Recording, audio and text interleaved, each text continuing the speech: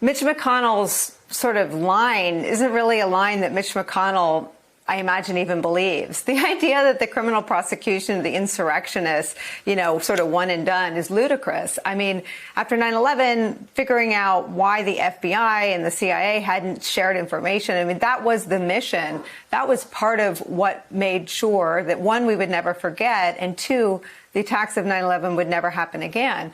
What is sort of the political cover if, as the Department of Homeland Security has warned, domestic violent extremism is an ongoing threat, and it is a sort of persistent and growing risk to the homeland? What is his political cover if there's another such attack? There is no political cover, and the mission is the same now as it was after 9/11, to find out truth, to expose all the elements and all the personnel that were involved in that led up to that horrific event then, and this horrific event this past January. And so for McConnell, to the points just made, it's all a political calculation. It's looking at the membership and sort of figuring, okay, how much cover can I give them to navigate this space? And he's right. He is absolutely right when he says, you read the quote, that, we want to, show the American people what this administration is doing to the country. But what he's failing to understand is what the American people are also going to see is what they did to the country. And they're going to calculate that as well.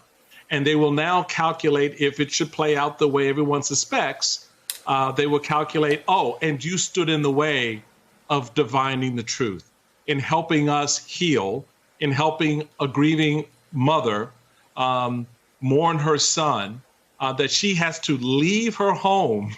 I mean, think about this. This mom has to leave her home to come up to Capitol Hill to ask these people to do the very thing they have been elected to do, and that is to represent and protect and defend this Constitution, this constitutional republic. And here is this mom, on the tail end of a COVID pandemic, having to get in a car and go to Capitol Hill to deal with these folks, to ask these individuals to do the basic right thing. She's not asking them to find a particular outcome. She's not asking them to dictate different terms. She's just asking them, could you please find out why my son died? Could you please find out who was involved in the death of my son? Could you please find out what was involved for all of these officers, men and women, who put their lives on the line that day? And it is unsightly. It is unsightly to have Republicans, in the first instance, just say, no, I won't meet with her. But then to say that, well, I'll meet with her, but I'm still voting against her. Damn, that's a pair that I haven't seen ever in politics. I don't want to move on from this point, because if there's a stakeholder sort of above all others, I mean, forget about the members who crouched in their offices and now don't care, want to sort of erase the fact that they were scared too. And thank God nothing happened, right? I'm glad that their safety was secured by the Capitol Police. But the Capitol Police weren't safe. And they weren't safe because Donald Trump incited a mob to go disrupt the peaceful transfer of power. And for the first time in our history, we did not have one. And for the life of me, I don't understand why the Capitol Police don't walk out tomorrow, Michael Steele.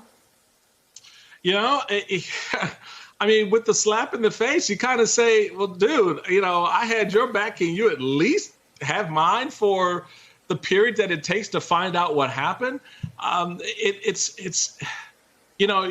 But they won't, Nicole. At the end of the day, these are men and women who are about service. These are men and women who put their lives out there. I've known Capitol Hill policemen since I grew up in D.C. So I've known and watched these men and women for a long time. And they have gone through highs and lows like the country has. But they've always stood firm. They've never shirked away from their responsibility. And that's what Officer Sicknick's mom was saying. I'm here for the men and women who served on that day. I'm here for my son who lost his life. And all I'm asking is that could you at least hold a hearing? Hold a damn hearing Right? It is just so America, if y'all don't do anything else from this moment forward, pay attention to what's happening now.